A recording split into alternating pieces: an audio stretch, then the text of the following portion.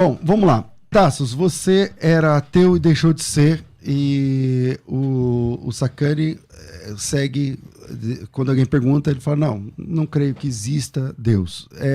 Por que você não é ateu? E aí depois eu faço a mesma pergunta para ele. Bom, bem rapidamente, existem visões de mundos que são compatíveis, são concorrentes entre si. Cada pessoa tem a sua visão de mundo, não é ninguém que não tenha visão de mundo. O ateísmo é uma visão de mundo, o cristianismo é uma visão de mundo, o islamismo é uma visão de mundo. Então eu achava à época que o ateísmo era a visão de mundo que mais bem explicava a realidade, as evidências. Por isso que eu era ateu. Nós estávamos conversando aqui, existe o ateu por questão moral, ateu por questão intelectual. No meu caso, o ateísmo era por questão intelectual. É a mesma coisa, ao que me parece, do professor Sacani, também questão intelectual. Acha que as evidências apontam para o ateísmo. Acontece que, ao me aprofundar nas evidências, achei que o modelo de mundo que mais bem explicava a realidade não era o ateísmo, mas sim o teísmo e, mais especificamente, o cristianismo. E, para tanto, é o que nós iremos conversar aqui, há um sem número de argumentos de várias áreas diferentes que, a meu sentir, sustentam a perspectiva de que, do ponto de vista estritamente intelectual, a visão de mundo que mais bem explica a realidade, que mais bem dá conta das evidências, é o cristianismo. Tudo mais. Os fenômenos, a origem do universo e tudo mais, a questão da moralidade. Existem argumentos de questões filosóficas, argumentos ontológicos. Existe argumento de questão cosmológica. Existe o argumento da moralidade. Existe o argumento da impressionante confiabilidade das escrituras. Existe o argumento das provas históricas de Jesus Cristo. São vários argumentos que apontam para uma característica única, singular, idiosincrática, peculiar do cristianismo como um modelo de mundo que mais bem dá conta das evidências que nos são apresentadas. Nós podemos nos debruçar sobre qualquer um desses argumentos aqui, caso seja à vontade aqui do debate. Sacani aí, por que o ateísmo é a filosofia que você abraça quando te pergunto?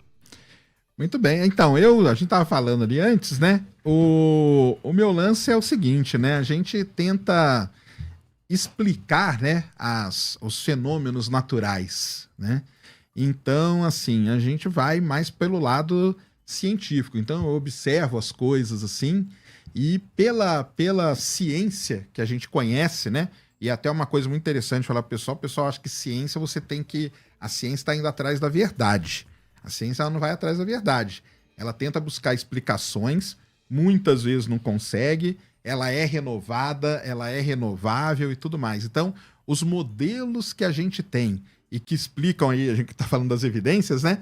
Várias evidências observacionais que a gente tem levam a crer, no meu caso, né? No meu caso, tá? No meu caso. Sua interpretação, na minha interpretação, de que existem explicações físicas, biológicas, químicas, geológicas, para conseguir explicar a maior parte de tudo que a gente tem. Coisa que não tem explicação e a gente está correndo atrás das explicações, entendeu? Tá. Como eu não tenho nem roupa para apresentar um programa nessa qualidade, com essa sapiência de vocês, eu queria deixar que vocês perguntassem entre vocês, ou o que você gostaria de perguntar pro Sacani, por exemplo, e depois o que ele queria perguntar para você. Em parte, eu concordo com o que o professor falou. Nós temos que buscar as explicações, inclusive científicas. Agora, o que eu discordo é o fato de que as explicações existirem, isto é um argumento para o ateísmo. Por exemplo, se nós pegarmos um carro da Ford, abrirmos o motor, nós iremos explicar a mecânica que funciona o motor. Há explicações científicas para o funcionamento do motor. Mas por mais bem que nós expliquemos o funcionamento do motor, isso não é um argumento para dizer que Henry Ford não existiu. Então, o mundo tal como ele é explicável. Aliás, e acrescento um argumento, e ele é só explicável porque nós pressupomos que há um padrão de inteligibilidade no mundo. O cientista ateu, agnóstico, teísta, seja o que for, só pode exercer a sua ciência se ele pressupuser que o mundo é inteligível. E se o mundo é inteligível, é porque há uma inteligibilidade no mundo. E como é que nós podemos pressupor se há uma inteligibilidade no mundo se ele não foi organizado inteligentemente? Então, o próprio esforço da ciência pressupõe a existência de uma inteligibilidade que pode ser descoberta pela nossa inteligência. Não é por acaso que a ciência moderna só nasce em países de matriz cristã. de forma relevante. Porque o esforço que se dava à época era de entender o mundo que foi organizado inteligentemente. Não é por acaso que as maiores e melhores universidades do mundo apareceram como escolas de discípulos cristãos. Harvard, Princeton, Yale, Cambridge, Oxford foram todas criadas como escolas de discípulos cristãos. O lema original da Universidade de Harvard é verdade para Cristo e a Igreja. Então, o que eu quero dizer com tudo isso é que não há incompatibilidade entre o esforço do cientista, que é válido, correto, em explicar o mundo, e o fato desse mundo ser um mundo teísta, em que Deus organizou inteligentemente. Ok. Só para encerrar, se o senhor me permite, só mais um minuto, o maior cientista que já pisou sobre a Terra, na minha opinião, gostaria até de saber a sua opinião também, professor, foi Isaac Newton. Por que Newton? Porque Newton desenvolveu a física até um determinado ponto que a matemática que existia não dava mais conta. Ele parou de desenvolver a física, foi desenvolver a matemática. 200 anos depois de Newton, quase nada é feito em matemática, porque ele tinha feito tudo. Muita gente diz que é Einstein, mas nós sabemos que Einstein, matematicamente, não era da capacidade de Newton, tanto que ele utiliza matemáticas que outros já criaram. As 4 equações de Maxwell, a geometria de Riemann. Então, Newton, por exemplo, que era um cientista, teve em suas concatenações mentais, preocupações intelectuais, as escrituras. Quantos sabem que Isaac Newton escreveu mais sobre a Bíblia do que sobre ciência? Eu não estou dizendo, professor, que eu concordo com tudo que ele falou sobre a Bíblia, não, tá bom? Mas o que eu estou dizendo é o que mais ocupou as preocupações intelectuais da maior mente científica que já pisou sobre a Terra foi o maior cientista que já existiu, Isaac Newton. Bom, vamos lá, Sacani, manda aí. Então, sobre o Newton, sim, ele foi. É que cientista é muito difícil você comparar, né? Porque são áreas diferentes, né? Mas com certeza o Newton ele tem uma importância na história aí que não dá para negar, né? O cara que inventou o cálculo, né? Por exemplo, ele, o Leibniz, e basicamente, né? Toda aí a gravitação, as leis e tal. Tudo do movimento. Isso. E realmente, o Newton, ele escreveu muito, muito sobre a Bíblia. O que pra mim também, o pessoal também já sabe disso, né? Assim, pra mim não tem problema nenhum o cientista, né? Ler a Bíblia, entender a Bíblia, escrever sobre a Bíblia e fazer a ciência dele. O problema tá mais quando uma coisa interfere naquelas interpretações dele. O Newton foi um cara que não deixou as coisas interferirem. Então ele estudava a Bíblia, beleza, e estudava todos os fenômenos naturais. Sobre aquele começo que você falou, eu acho que seja um pouco contrário, cara, lá no começo, entendeu? Por exemplo, imagina você tá lá em 1600 e pouco, e você olha um cometa no céu, entendeu? Aí eu acho que o pessoal, eles observavam coisas e eles iam atrás das explicações para aquilo. Então o que é aquilo? Poxa, é um cometa. Aí passava não sei quantos anos, aparecia de novo aquele negócio. Aí aparecia de novo e no mesmo lugar, do mesmo jeito, parecido. Falou, caramba, será que não tem um jeito da gente bolar, né? Que o Edmund Halley fez isso, né? Ele bolou e, coitado, morreu antes do Halley. Ele não viu o cometa dele voltar, né? Então eu acho que, no caso, é meio contrário, entendeu? A gente vê um fenômeno natural e a gente tenta buscar explicações para ele com base naquilo que a gente conhece, seja matemática, seja física, seja biologia. E, de novo, né? Tem coisas que são incompletas. Então a gente observa alguma coisa que está acontecendo e só daqui não sei quantos anos, por exemplo, o Einstein, né? Lá, quietinho na casa dele, ele preveu as ondas gravitacionais. E uma coisa muito interessante do Einstein, boa parte das coisas que ele deduzia, ele achava que nunca ia acontecer e que nem existia. Buraco negro, por exemplo, ele falou, cara, isso aqui não existe, isso aqui é uma doideira. A gente tem até foto hoje. Ondas gravitacionais. É uma coisa que ele previu na teoria da relatividade e 100 anos depois nós conseguimos detectar a onda gravitacional graças a um mega esforço, porque aí também, nesse caso, você tem vários outros fatores, né? O Kip Thorne, que foi o cara lá que abraçou esse negócio de onda gravitacional, ele teve que brigar no governo americano. Cara, eu preciso de grana para construir isso aqui. É muito caro. E aí, construindo equipamento, tá lá, registrou. Tanto que o cara ganhou o prêmio Nobel e tudo mais.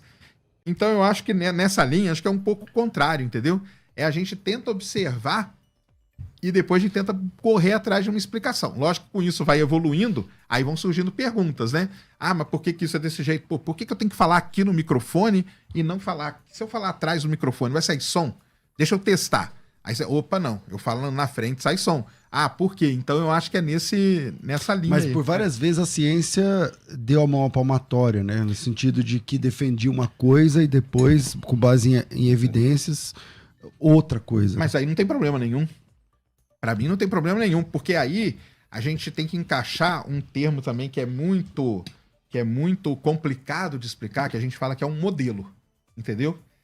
E a gente tem um modelo. O nosso cérebro ele só funciona como modelo. Quer ver um exemplo muito legal? Quando você vai atravessar a rua, você faz uma modelagem no seu cérebro. Você vê o tamanho da rua, você olha para o carro, você vê a velocidade dele e você calcula e fala: se eu andar devagar, eu atravesso, o carro não me pega. Se o carro mudar de velocidade na hora? O que você faz?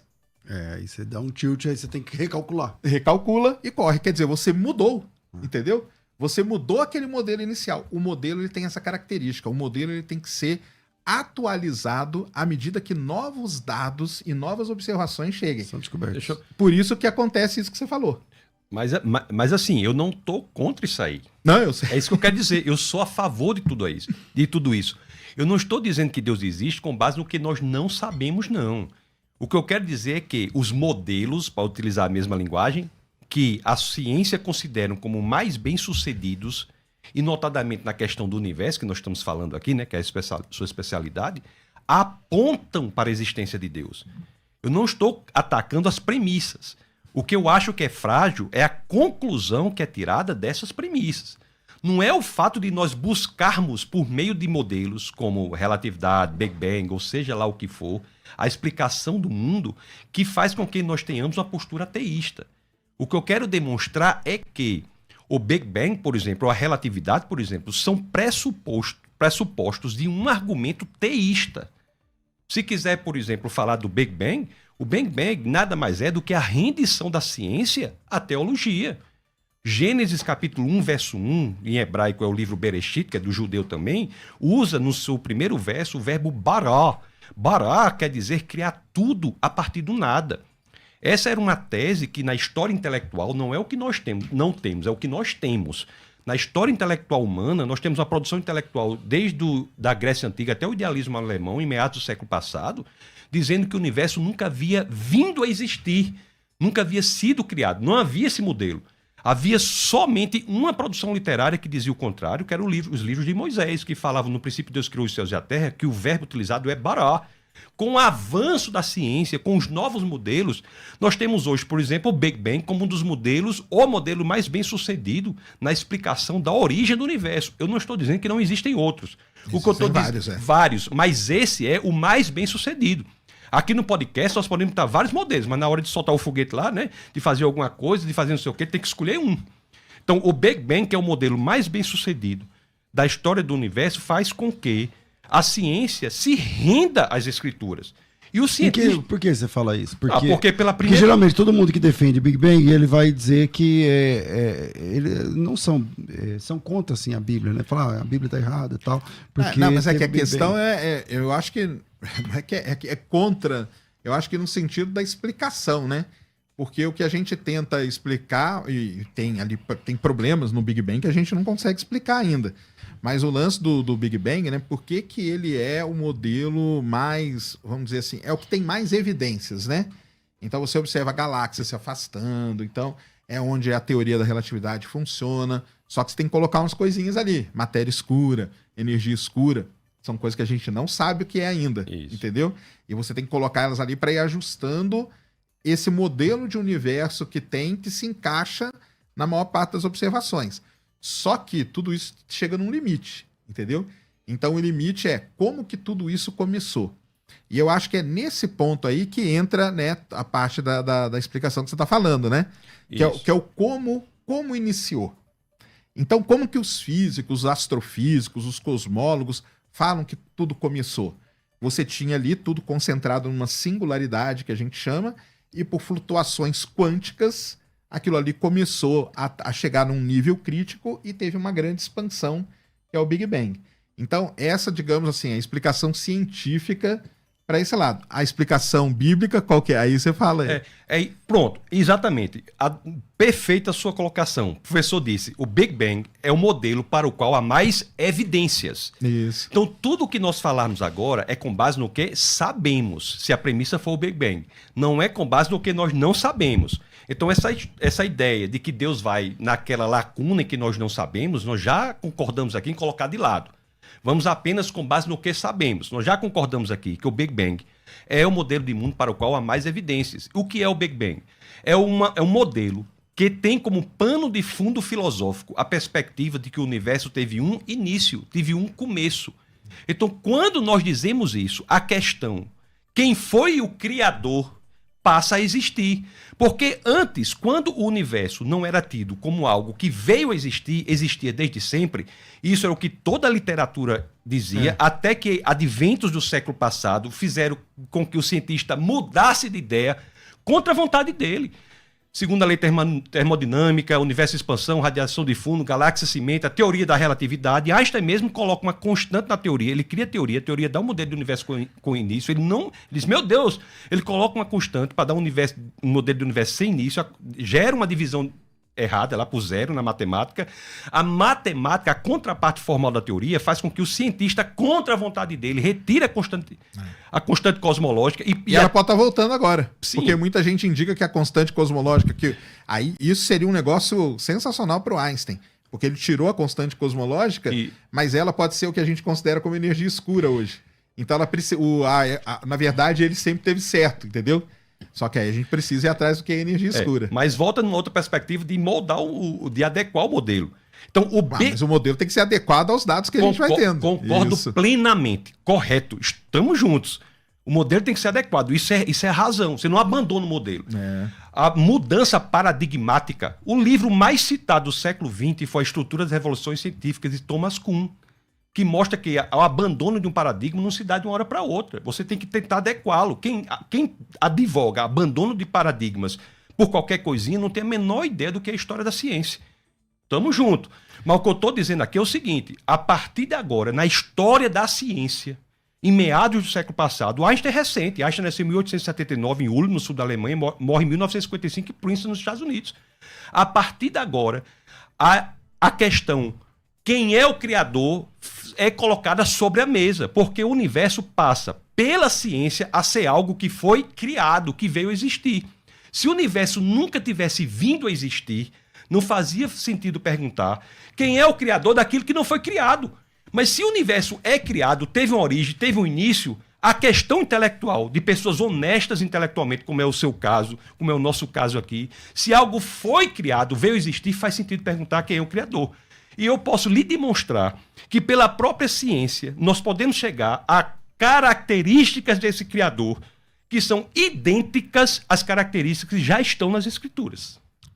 É isso aí. Eu acho que é aí que tem a divergência entre, né, você acreditar que teve um criador e que as coisas aconteceram naturalmente, né? Ali pelas flutuações e tal. Eu acho que a diferença toda ela se encaixa nesse ponto, né? E o pessoal acredita que teve um criador que deu o start, né? Para as coisas, né? Isso. E os cientistas, os físicos e tal, não, eles acham que estava tudo ali, começaram a ter flutuações e aquilo ali foi o natural dos eventos, entendeu? Eu acho que essa que é a grande diferença em tudo, né? Perfeito, mas eu trago aqui uma frase sua. A ciência não busca a verdade. Não então, busca explicar, né? Então o físico não quer saber disso. O físico quer o quê? Controlar e prever os fenômenos. É sua colocação no início. A ciência não busca a verdade. Quem tem que buscar a verdade são os filósofos, os pensadores, sobre o que dizem as premissas da ciência. Então, se as premissas da ciência dizem que o universo veio a existir e, juntamente com ele, vieram o espaço, a matéria, o tempo, as próprias leis da natureza, há conclusões lógicas que nós podemos tirar dessas assertivas premissas científicas. Ora, se o espaço veio a existir juntamente com o universo, por uma questão de inferência lógica, a causa do universo não pode ser espacial, porque espaço não existia. A causa tem que ser não espacial, portanto, infinita. Se o tempo... Aí que entra a singularidade, né? Vem a singularidade. Se o tempo veio a existir juntamente com o universo, A causa do universo não pode ser temporal, porque tempo não existia. Atemporal, portanto, capaz de ver o futuro que uma pessoa livremente decide. Tem consequências teológicas disso. Se a matéria não existia, veio existir juntamente com a criação do universo, essa causa tem que ser imaterial. Sabe qual é o sinônimo de imaterial? Espiritual. Se criar tudo a partir do nada é algo tão difícil, essa causa não pode ser uma causa qualquer, tem que ser uma causa extremamente poderosa. Se o universo é estruturado de forma tão singular para permitir que esse debate exista, né? Porque senão a gente não estava aqui, né? Com 122 constantes que são minimamente sintonizadas para que a vida seja possível, a probabilidade disso acontecer por acaso, professor, de uma chance em 10 elevado a 138. O senhor que é cientista sabe muito bem disso, né? Uma chance em 10 elevado a 138, César, é um sem número de vezes impossível.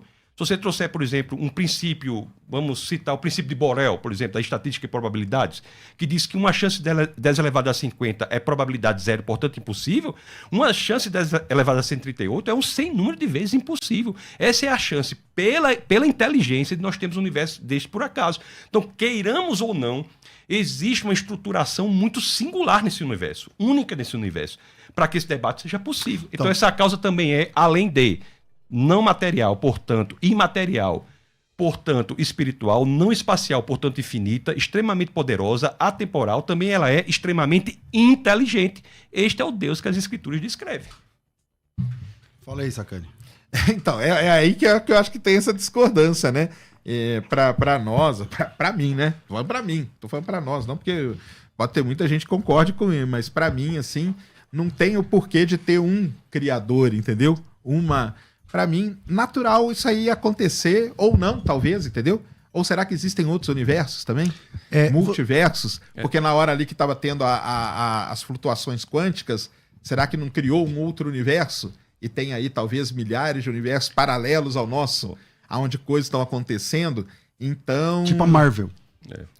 A Marvel ela lida com o multiverso do jeito dela, né? Mas na ciência tem o pessoal que estudam a possibilidade de terem, no momento ali que o universo estava surgindo, flutuações que geraram outros universos. Mas eu acho que a grande questão mesmo é essa aí, né? Eu não gosto muito de usar a palavra acredito, entendeu? Mas vamos pôr nesse caso aqui. Eu não acredito, eu não consigo conceber, vamos dizer assim, de ter uma sei lá, força, criatura, um criador que seja, para dar esse start, entendeu? Para mim, seria as coisas acontecendo de forma natural. Eu acho que esse start acontece por onde? Porque houve esse start, né? A gente não sabe, né? Porque, por exemplo, não, você defende o Big Bang? Sim. Cara, vamos dizer assim, não é que eu defendo, isso aí também é um problemaço, entendeu? Problemão. Porque o pessoal fala não, você defende o Big Bang. Cara, eu nunca falei que eu defendo o Big Bang, não. O Big Bang de novo, pelo que a gente observa, é o que leva àquela explicação. Mas é daquele jeito? Não sei, cara, entendeu? Vamos supor que amanhã a gente descobre uma coisa que fala, uma teoria mais que agora melhor. O universo cíclico. Não, agora a gente vive dentro de um buraco negro. Agora a gente vive numa simulação. Tem, por exemplo, um estudioso que ele prova por A mais B que a chance da gente viver numa simulação é muito maior da gente não viver nela, entendeu? E ele tem lá todos os argumentos dele, você vai brigar com ele nos argumentos ali, não dá, entendeu? Porque ele tem tudo direitinho. Então, assim, mas de novo, eu vou pelo lado observacional. Então, observando as galáxias, radiação cósmica de fundo, tudo mais, leva a um ponto que estava tudo numa singularidade que a gente chama. E é a partir dali que veio a criação, né? É quando a gente fala a criação do universo, aí dá o sentido de ter um criador, né? De ter um criador. Mas a gente pode falar no início do universo, ou o surgimento dele, né?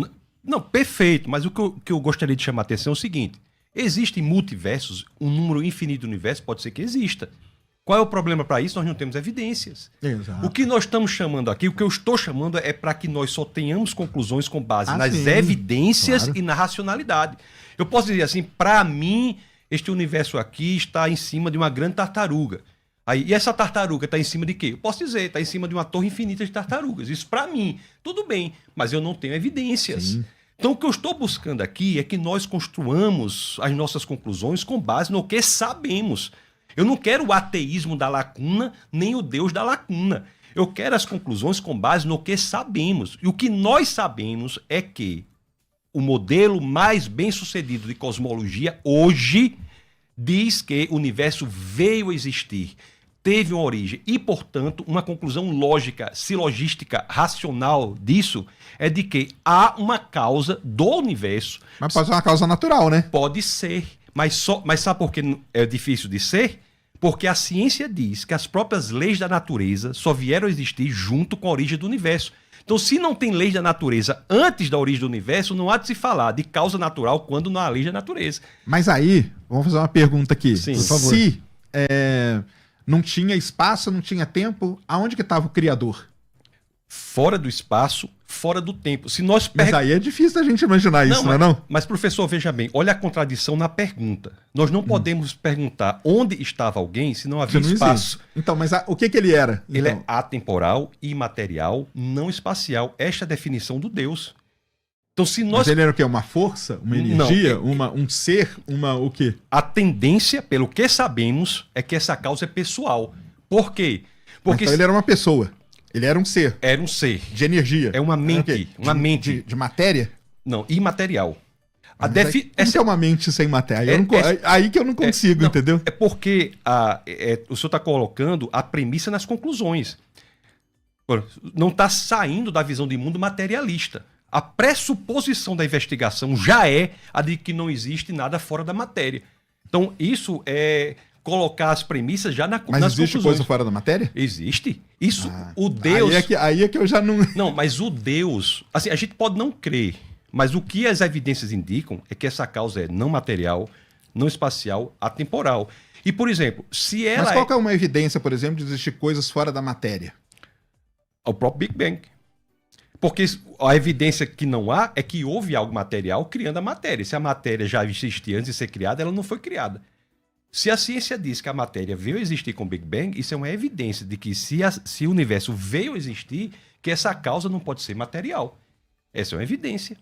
Mas aí ela é o quê? E há muitas coisas fora da matéria, por exemplo, as leis da lógica, o método científico, a objetividade moral. Não, mas o método científico não tem... Eu tô falando assim, fora da matéria. Por exemplo, aqui a gente tem a matéria, né? Matéria é isso aqui. Isso. Existe alguma coisa fora da matéria, eu falo? Existe. Deus é um exemplo. O Deus cristão é definido como algo imaterial.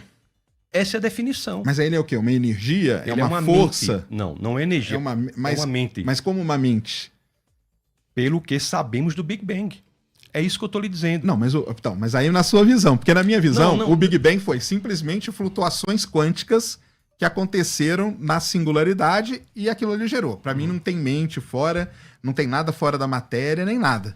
Não, mas pelo que eu estou entendendo, é o que ele está dizendo assim, flutuação quântica. O que flutuava onde? Olha, porque a matéria, na verdade, é que a matéria ela existia, toda ela reunida numa singularidade. Por exemplo, o que é um buraco negro?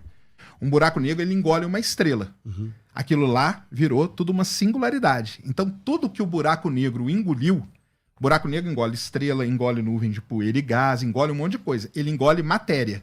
O que ele faz com essa matéria? A matéria vai para uma singularidade. Então, ela está ali numa singularidade. Singularidade é um ponto, é uma região onde a densidade tende ao infinito, num volume que tende a zero. Entendeu? Então, na visão do Big Bang, né? Toda a matéria estava reunida... condensada ali. Nesse ponto de volume tendendo a zero, densidade tendendo ao infinito, aonde começaram as flutuações quânticas. Então, não é que não existia, entendeu? Só que estava tudo ali e começaram ali as flutuações quânticas a partir do ponto que começou a expansão. Tanto é assim que nós temos vários cientistas, né? Penzias, Wilson, ganharam até o Nobel, se não me engano, em 1963, questão de radiação de fundo, lá no laboratório Bell. Penzias e Wilson têm afirmações do tipo assim, tudo que sabemos hoje sobre cosmologia se baseia no que estava escrito nos livros de Moisés e em Salmos. Nós temos, por exemplo, um astrônomo chamado Robert Jastrow. Tem um livro muito bom dele chamado Deus e o Universo, né? God and o senhor conhece. Nesse livro ele diz uma coisa impressionante. Ele diz que a história da ciência, e ele não é cristão, viu? Ele é agnóstico. Ele diz que a história da ciência é a história, sabe de quê? Da ciência a todo custo, tentando superar a montanha da ignorância. Aí subia um pouquinho e escorregava, subia um pouquinho e escorregava. Depois de séculos e séculos, quando ele chega ao topo para superar a montanha da ignorância, ele é saudado por um grupo de teólogos que estavam sentados ali há séculos. Em outras palavras, A história intelectual não é o que eu quero, o que eu acho, o que eu entendo, o que eu gostaria que fosse.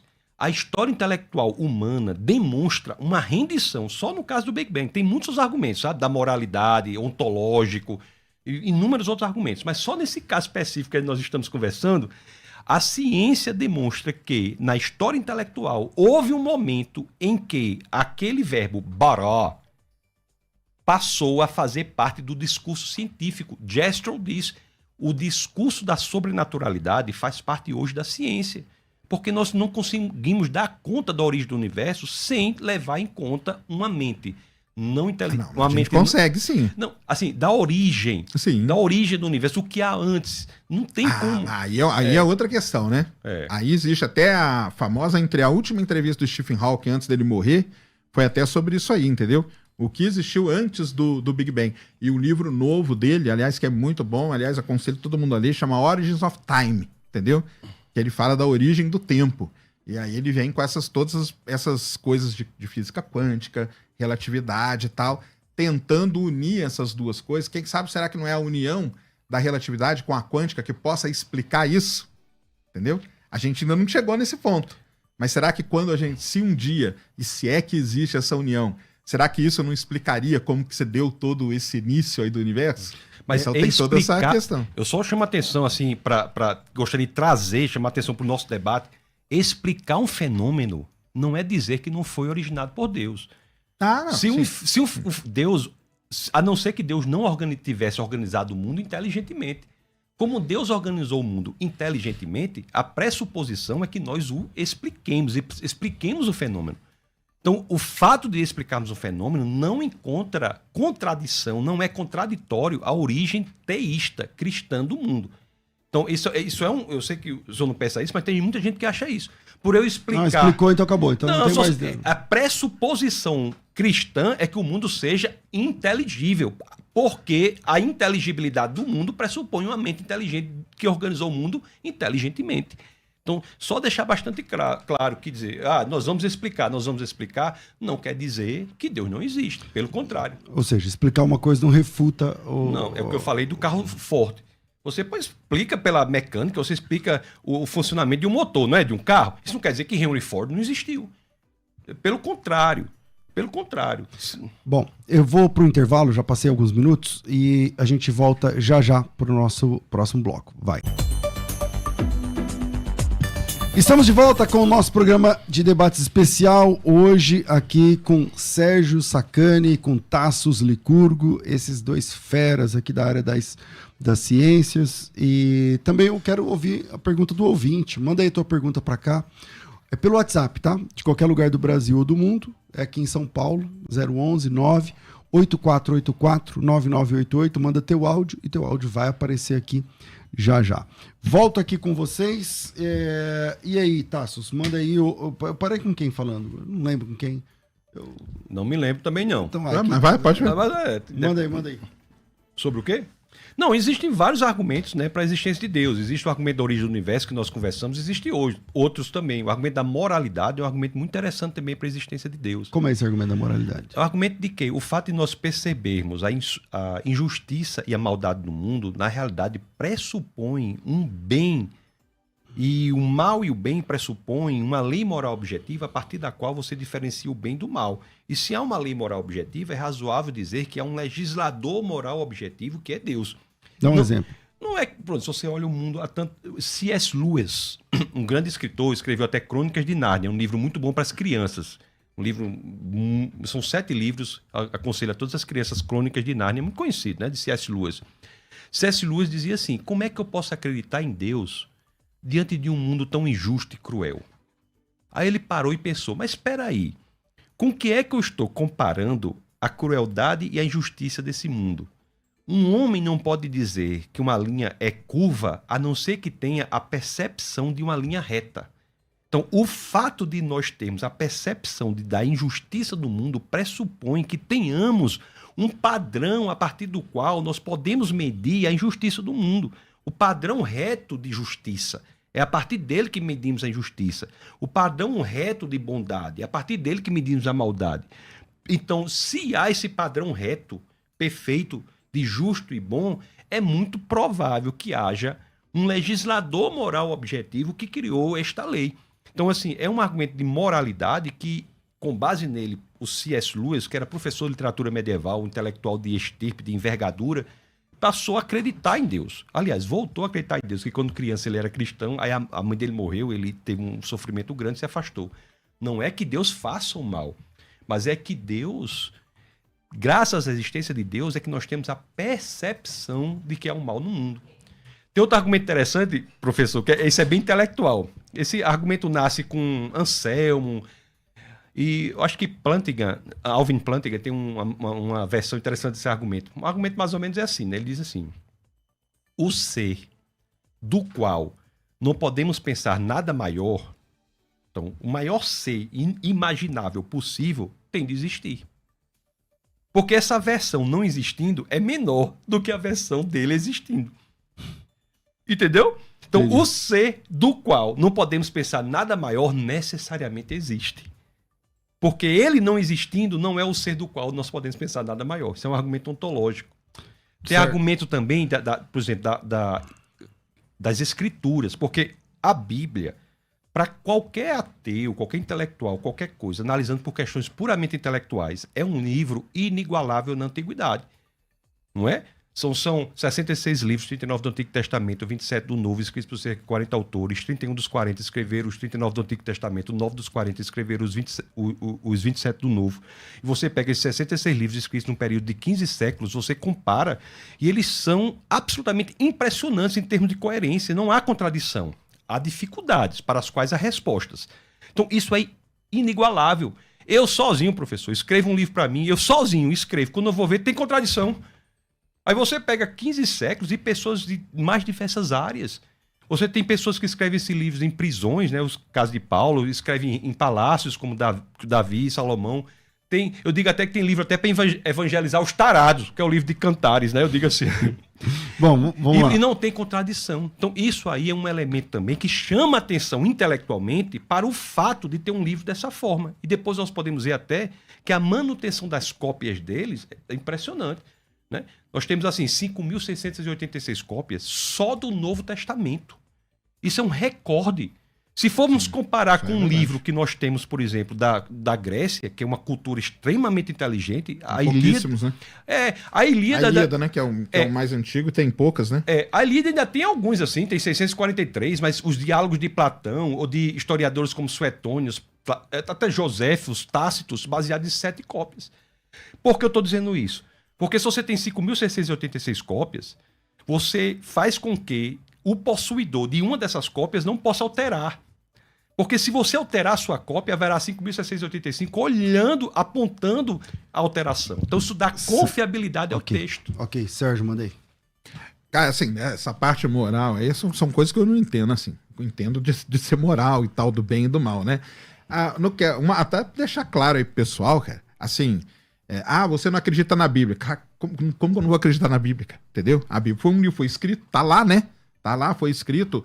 E aí tem, voltando no negócio de evidências, né? E tem evidências arqueológicas de tudo, que aqueles lugares existiram, que aquelas coisas existiram, que a crucificação foi feita porque era uma coisa que era feita na época, e que tal, e que... Cara, não tem como. Eu acho que um problema, mas aí o problema é mais de vocês que estudam e que aí debatem com outras pessoas, são as questões das interpretações que são dadas, né? O que eu brinco, né? O Rodrigo Silva teve lá no meu programa, né? É umas coisas que eu brinco, o pessoal fala, pô, por que não escreveram numa linguagem mais fácil, né? Que aí não teria discussão nenhuma, né? Mas ela deixou ali aberto para várias interpretações, né? E essas interpretações acabam... O texto pode ser que não tenha incoerência, mas as interpretações acabam colocando incoerências nisso aí, né? Então, assim, só para deixar cá, pessoal, muita gente fala assim, você não acredita na Bíblia. Cara, como não acredita? A Bíblia, o negócio foi escrito, tá lá, e tem o Velho Testamento, e tem o Novo, e tem as evidências arqueológicas de boa parte das coisas que estão ali, né? Então, assim, não tem essa não, entendeu? E uma outra coisa também, tava até falando ali pra eles, né? Eu não sou militante do ateísmo não, viu? Muita gente acha que eu sou, eu não sou não, cara.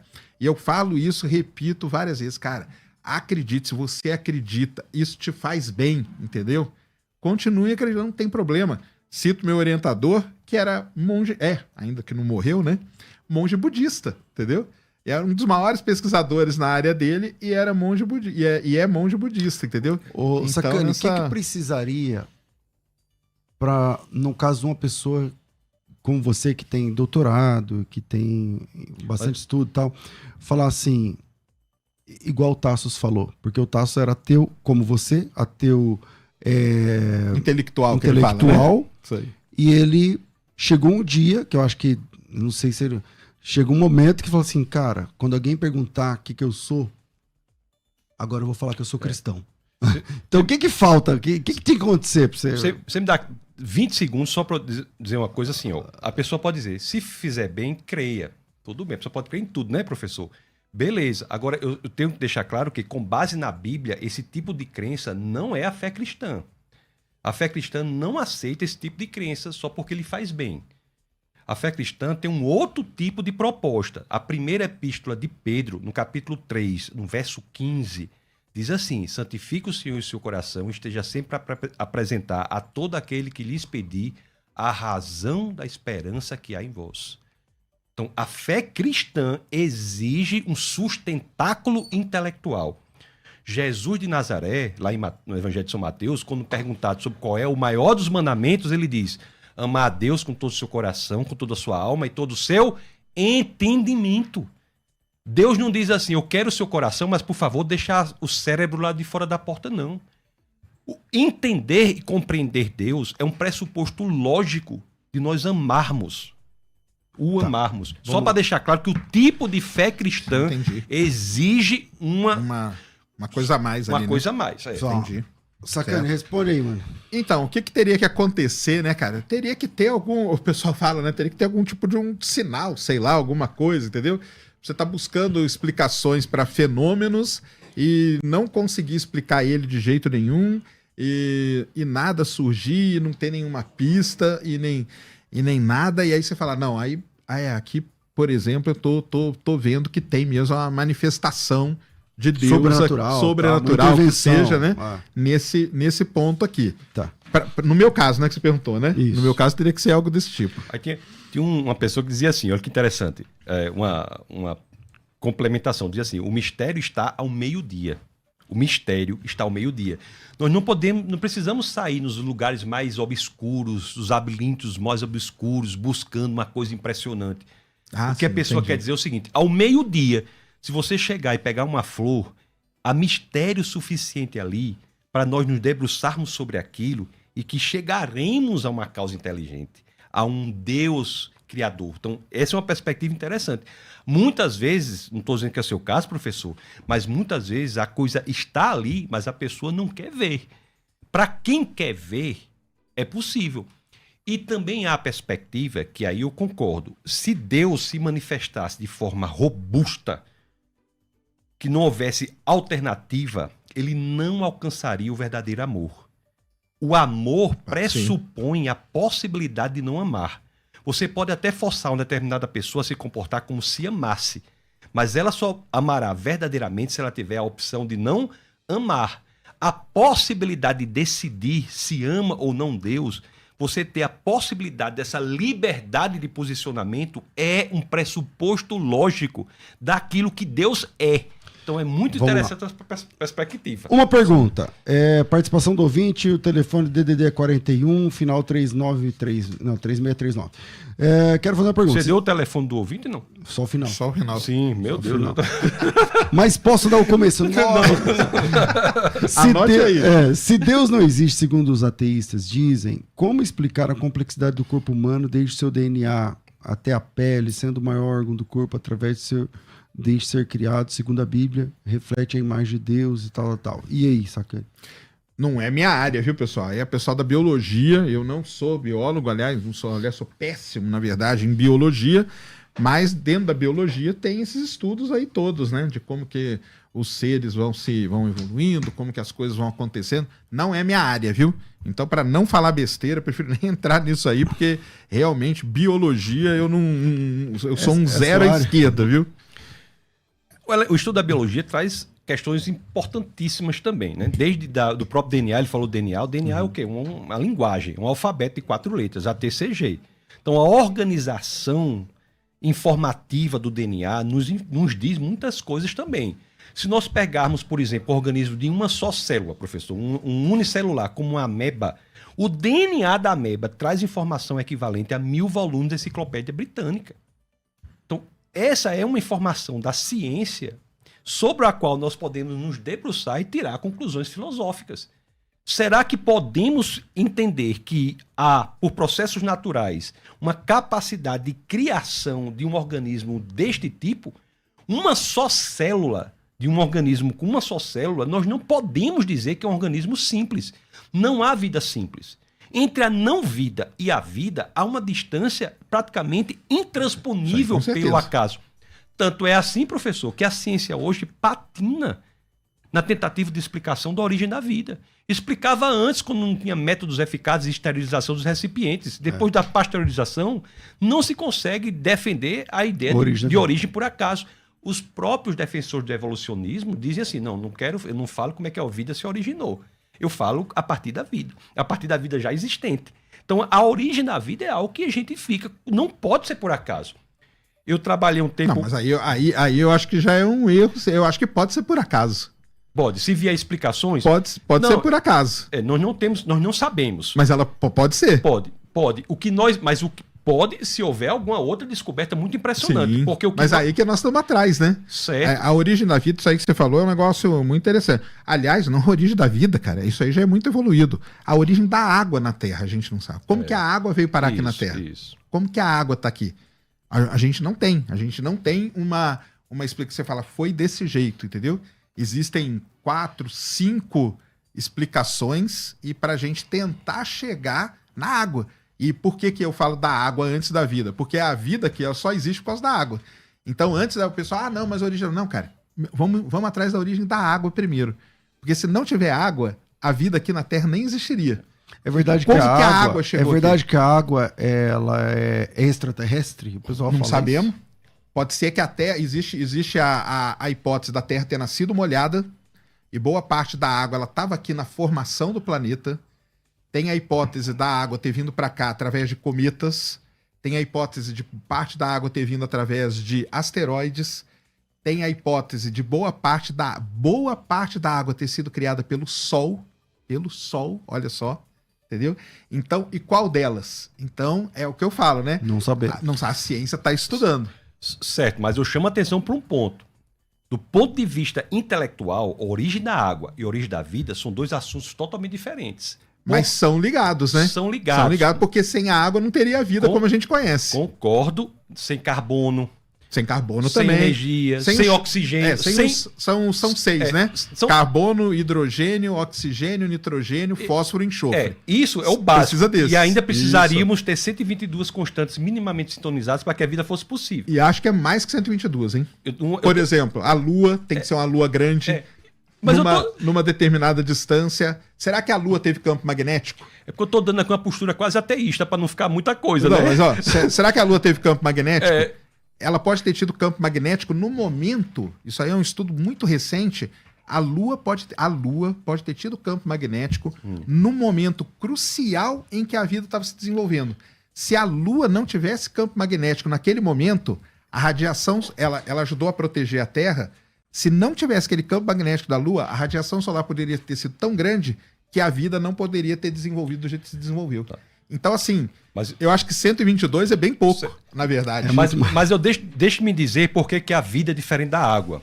Porque a origem da vida pressupõe um programa de computador. Não, mas pressupõe a água. Não, pressupõe. Eu não estou dizendo que não pressupõe, tá certo? Mas eu estou dizendo que a vida tem o DNA, que é uma informação. Sim. Então, a informação, segundo o que sabemos, só pode ser proveniente de uma mente inteligente. Aí para mim, que não cabe. Porque para mim, a água tem um papel muito importante. Porque se a água não é o solvente, aonde você mistura, esses elementos tenham sido misturados. Precisava de um solvente para que isso pudesse acontecer. Mas isso é muito importante. Peraí, eu vou voltar nesse ponto, mas eu tenho que fazer um intervalo de 1 minuto aqui. Não, 1 minuto, 60 segundos. Eu já volto, mas não perde esse ponto, não. Estamos de volta. Eu tinha cortado aqui o Tasso, mas eu tinha que passar aqui a vinheta. O cortador estava se manifestando. Agora volta aí, Tasso. O cortador, é? Tem o cortador, migrador, devorador. Eita. O que eu estou dizendo é o seguinte, eu concordo com o professor Sérgio que a água é essencial. Nós não estamos discutindo isso, tá? A água é essencial. Estou discutindo isso, não. O que eu estou dizendo é que a vida, a origem da vida e da água, mesmo a água sendo essencial para a vida, todos sabemos, inclusive a gente está tomando água muito aqui, né? Exatamente. Mesmo a água sendo essencial para a vida é constitucionalmente diferente, é um capítulo diferente porque traz um software internamente. Bill Gates, por exemplo, disse que o que tem no DNA é mais complexo do que qualquer software já criado para qualquer computador. Então nós temos 1000 volumes de informação da Enciclopédia Britânica no DNA de uma ameba. Então, entender, mesmo que a gente se esforce, entender como um elemento de... Que tem uma célula. Quantas células tem um ser humano? A gente está tentando diminuir, né? Emagrecer, né? Mas aí, da ordem de gordura. Da ordem de 80 a 100 trilhões de células. No meu caso, deve ter um pouco mais, né? E a célula humana, por exemplo, nosso neuronal, tem informação muito maior, de 5 milhões de páginas de informação. Isso dá o quê? 25 mil livros, 200 páginas, é isso? 5 milhões de páginas de informação. Então, o que nós temos que entender é isso, que são coisas diversas. Nós passamos a ter um código de computador. E esse código não é mais simples. Não existe um código simples conhecido pelo ser humano. Esse código, se nós pegarmos o ser vivo unicelular, de uma só célula, nós temos 100 trilhões, né?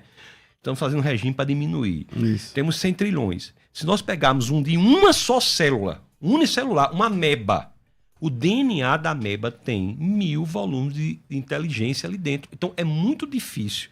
Não é que não seja possível, mas eu não encontrei ninguém que conseguisse fazer e a ciência não tem a menor ideia. É muito difícil entender como essa informação surge por acaso. Se nós pegarmos hoje, você tem uma ideia, a vida é um negócio tão complexo que se você pegar hoje o melhor laboratório na face da Terra, com o melhor grupo de os cientistas mais inteligentes da Terra, incluindo o professor Sérgio. Não, o senhor vai estar nessa equipe aí. Você pega os cientistas mais inteligentes da face da Terra, com o professor Sérgio, todo mundo nessa equipe. Bota um laboratório com um tubo de ensaio e bota uma ameba dentro. Viva, não tá? Viva a ameba, fure a ameba.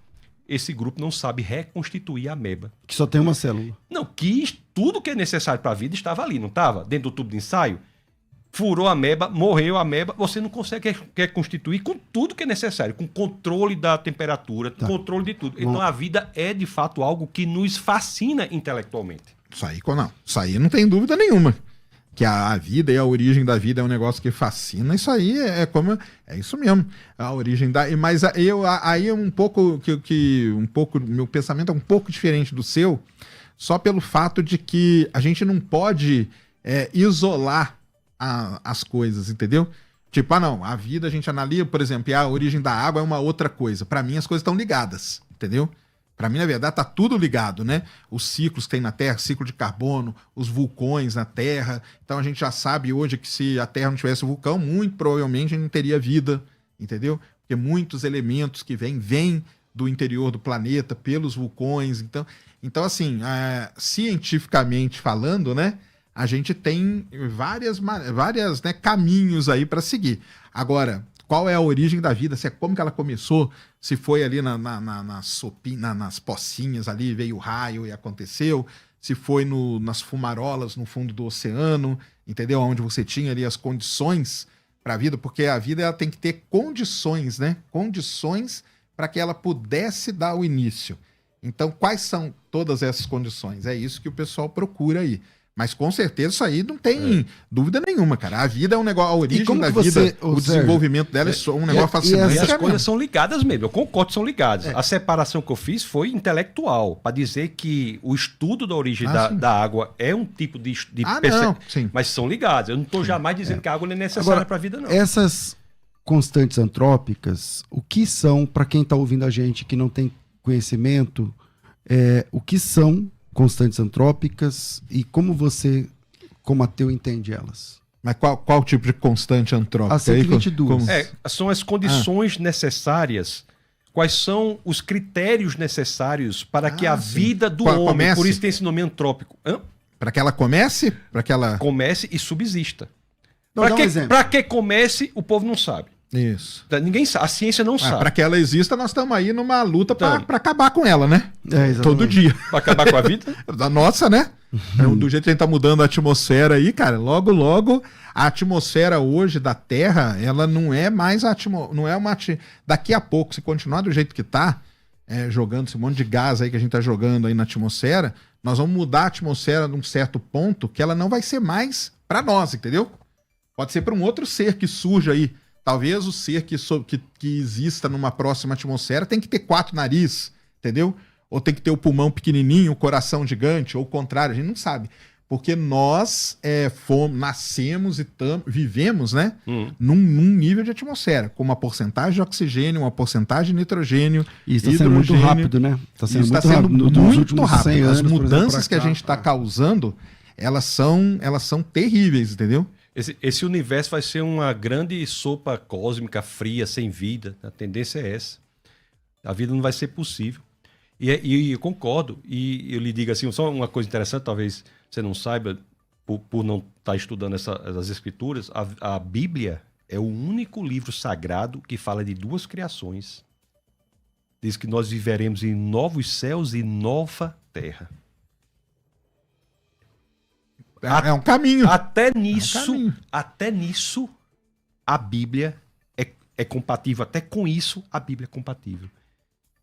Que ela fala da terra sendo destruída, ela fala da terra sendo refeita, ela fala da terra... Novos céus e nova terra. Até com essa sua perspectiva realista, que eu não vou tirar até a culpa do ser humano, o ser humano está sendo muito atacado assim, né? Vou dizer assim, até pela expansão do universo cósmico. Aqui a vida não será possível. E a Bíblia prevê isso, já previu isso. Nós viveremos em novos céus e nova terra. Não é impressionante? Ah, não. Isso aí, nesse ponto é mesmo. É. Agora, essas constantes aí, elas é aquilo que a gente tá falando, né? Talvez sejam muito mais. É que tem coisa que talvez a gente nem saiba, né? Será que por que, por exemplo, por que Vênus, planeta Vênus, ele é muito parecido com a Terra? Ele é do mesmo tamanho da Terra, bonitinho. A Terra e Vênus vieram evoluindo igualzinho. Até que chegou um momento que aconteceu alguma coisa em Vênus que não aconteceu na Terra. E se o que tivesse acontecido em Vênus tivesse acontecido aqui? Mas o que aconteceu? A gente não sabe, mas aconteceu alguma catástrofe tectônica que milhares, né? Vênus, só para vocês terem uma ideia, o último mapeamento ele tem só 85 mil vulcões. Boa parte desses vulcões entraram em erupção ao mesmo tempo, o que contaminou a atmosfera, deixou ela de um jeito que a vida não poderia existir. E na Terra, a gente teve momentos, por exemplo, com a extinção dos dinossauros, a gente tem a teoria do asteroide, né? Uhum. Só que existe também hoje já a ideia que não foi só o asteroide.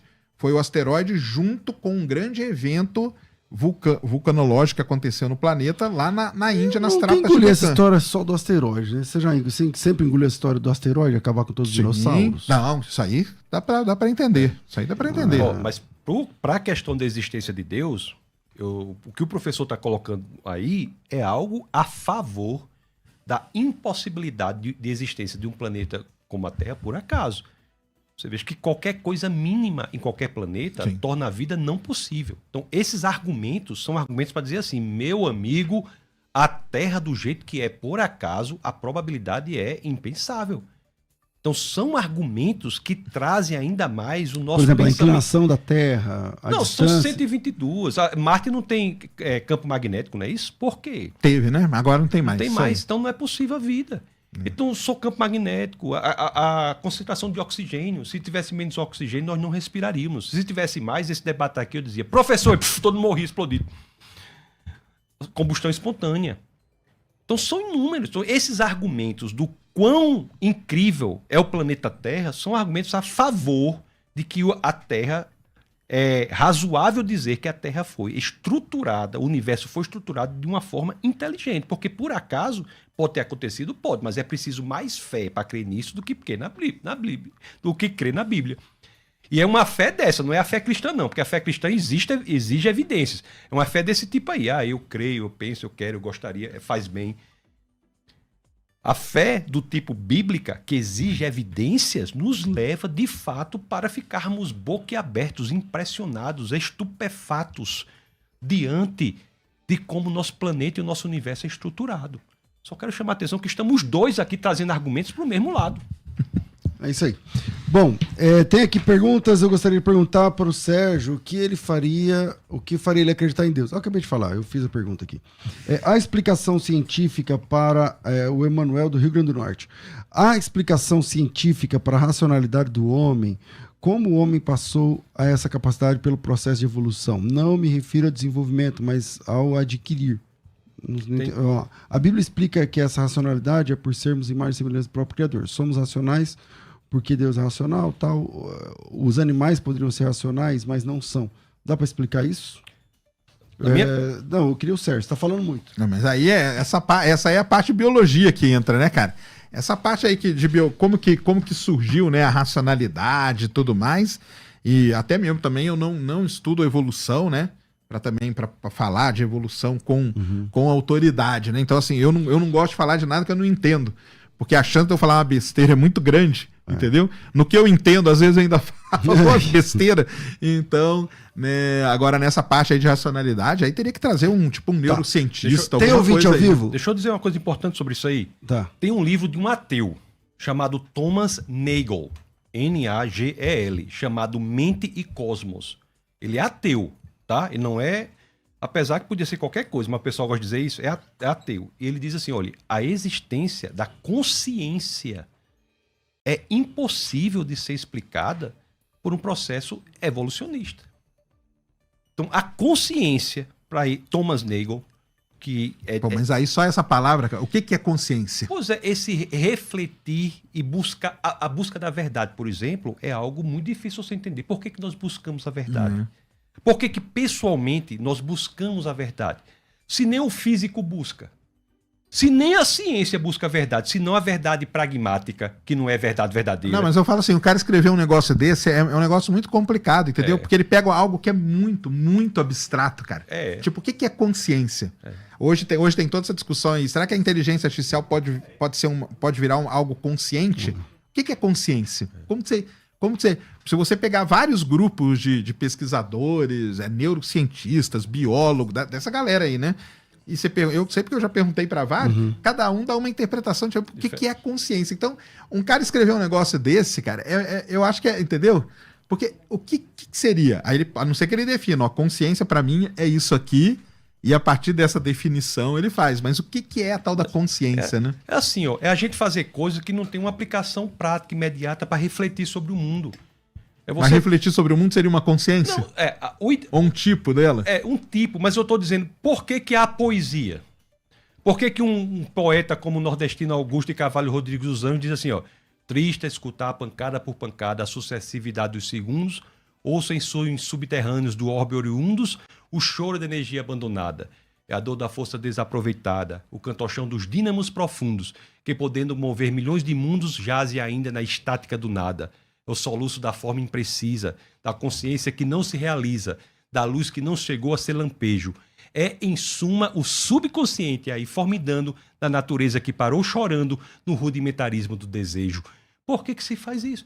Por que se reflete sobre o desejo, a consciência, os elementos? Isso não se explica na luta pela sobrevivência. Há algo a mais. Bom, deixa eu ouvir. Algo a mais. Pelo menos uns 2 ouvintes pra gente concluir. Bora lá, solta aí, Rafa, por favor. Please, se vous plaît. Paz, Senhor, pastor. Irmão Wilson aqui da Assembleia de Deus, Ministério do Belém. Queria ver com o pastor a questão do ateu com relação às profecias bíblicas. Como que o ateu consegue responder isso? O cumprimento das profecias bíblicas. Qual a visão do ateu com relação a esse fato que comprova a veracidade da palavra de Deus e a veracidade do que Deus falou pelos profetas? Essa é uma pergunta, vamos embora lá. Você manja alguma coisa disso aí? Eu não entendo absolutamente nada de Bíblia, viu, galera? Nada. Como eu falei, o negócio de Bíblia é o seguinte. Você acredita na Bíblia? Cara, não tem como não acreditar num negócio que foi lá escrito e tal, entendeu? Agora, são as interpretações, né? São as interpretações que são dadas. Então, talvez para um grupo a interpretação que é dada, ela confirme as profecias, para outro não confirme. Mas aí, cara, a Bíblia ia com vocês aí. Eu só faço... perdão, professor, eu interrompi o senhor, não? Não, manda bala. Eu só faço uma distinção entre 2 tipos de crença.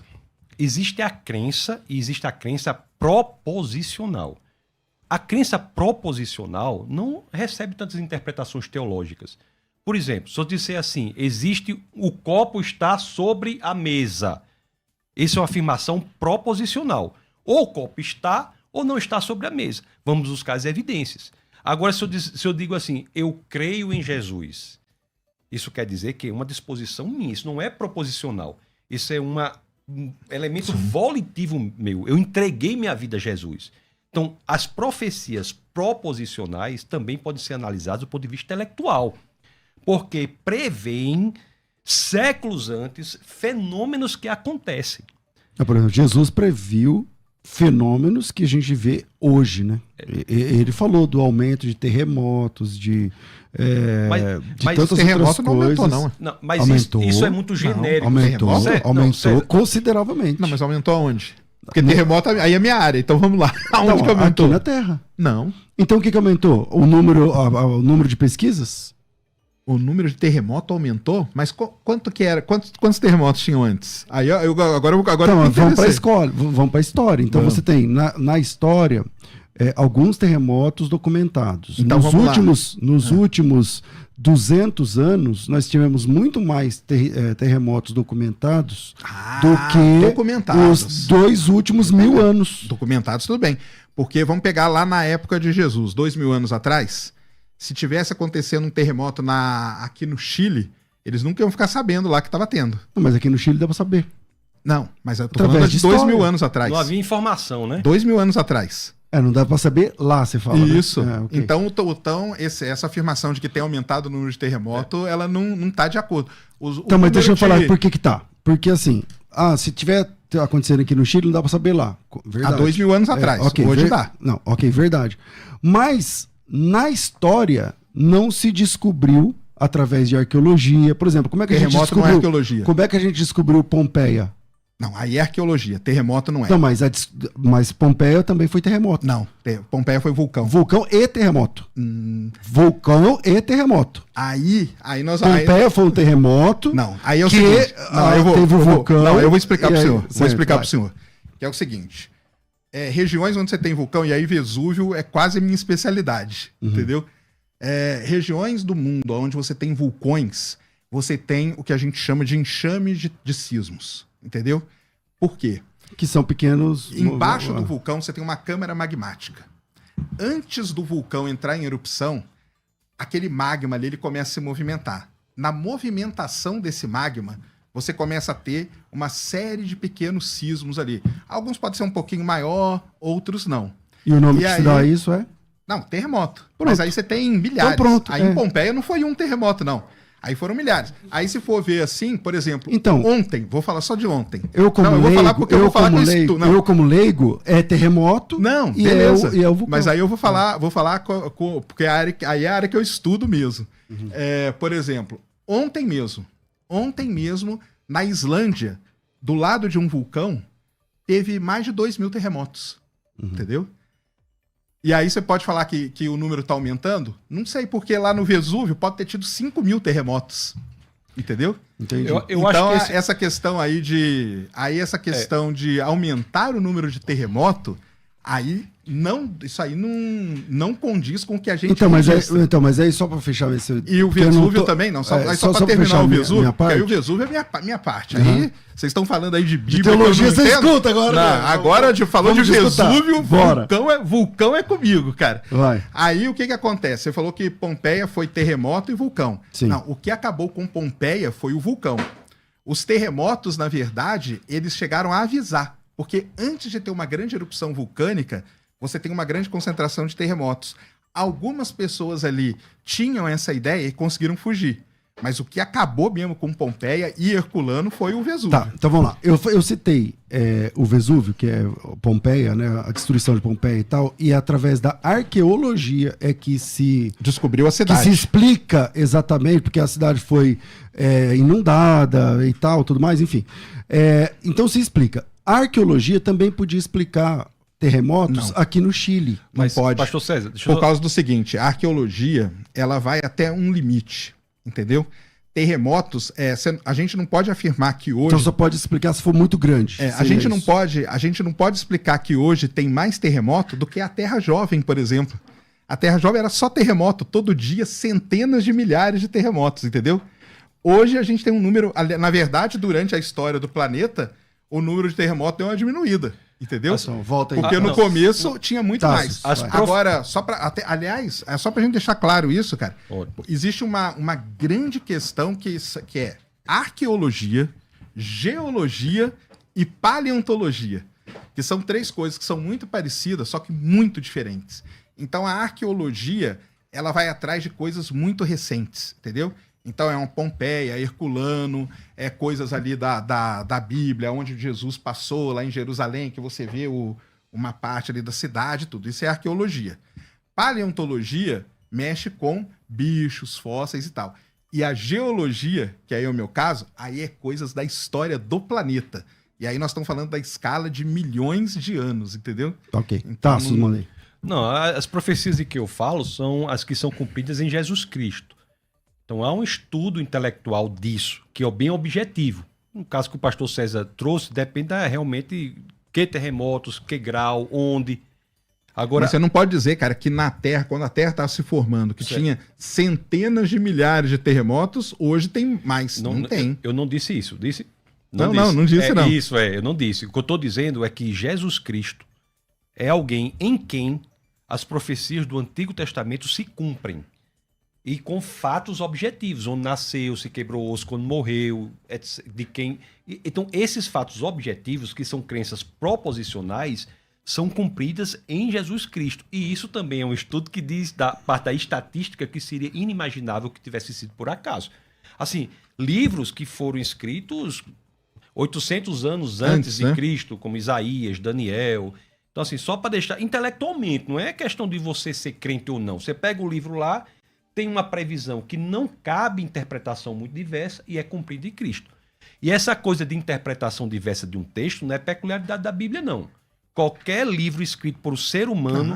Então, pronto. Eu fiz filosofia, as pessoas passam a vida estudando brigando, né? E brigando.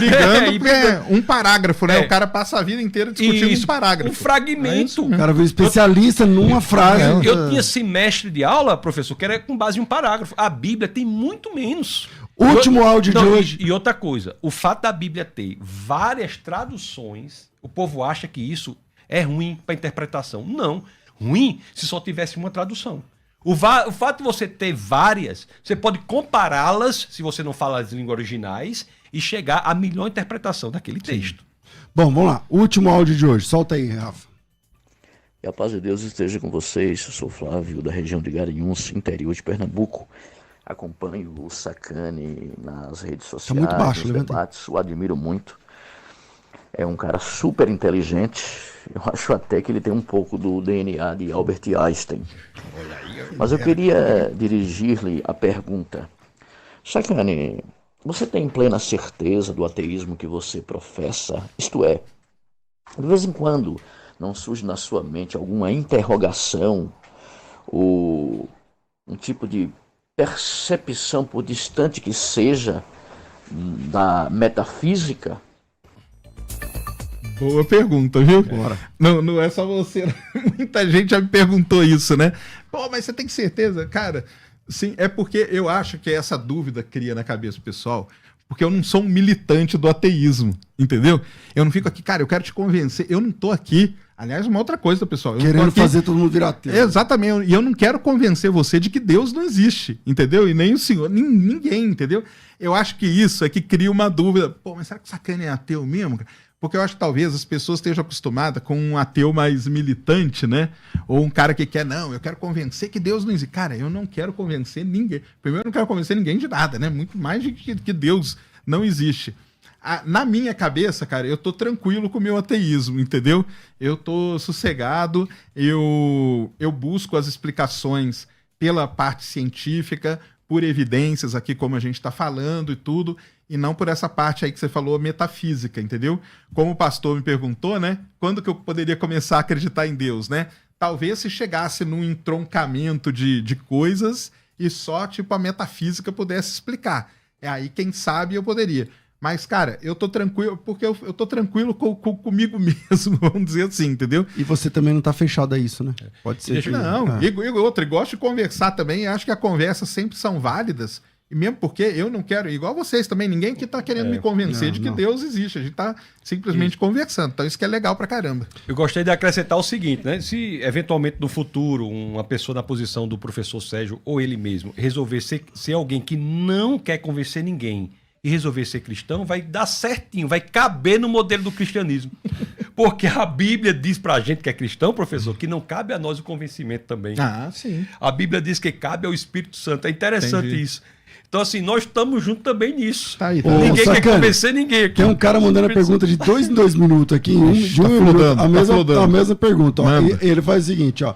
Pergunta pro Sacani por que ele faz oração dentro do avião. É verdade? Ah, não, mas aí, cara... Não, é verdade, sim. É verdade. Aí, não, você faz oração sim. a quem? Então, sim. Como é que é isso? Então, vamos lá. Existem momentos que você da vida, exatamente. Existem momentos delicados da vida. Que a gente deixa o ateísmo de canto um pouco. Ele diz assim, eu sou ateu, mas não sou burro. Eu sou ateu, mas não sou besta. Que é isso? No avião, você vai me dar bobeira? Tem momentos na vida... Vai que... É lógico, ué. Deixa eu estar do lado dele. Tamo junto aí, cara. Me segura aqui agora, entendeu? É isso, cara. Eu sou ateu, mas eu quero que o piloto seja cristão. Bora lá, vamos. Exatamente, mas é isso mesmo, cara. Tem momentos da vida que isso aí vira uma discussão muito pequena. Mas isso é verdade mesmo? Você ora mesmo? Quem que perguntou? Tem o nome aí? Tem, deixa eu achar aqui. Um nome aí, ó. Estampa, não sei o que lá tal. Acho que porque eu acho que ele já viu eu contando várias histórias minhas com negócio de avião, entendeu? Que eu não gosto de voar, que já tive vários problemas e tal.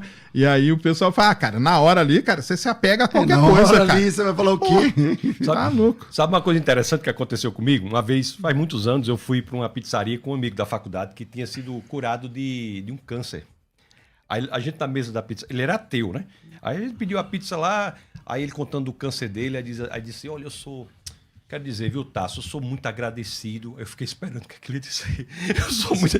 Aí ok, ele parou assim, não, eu vou...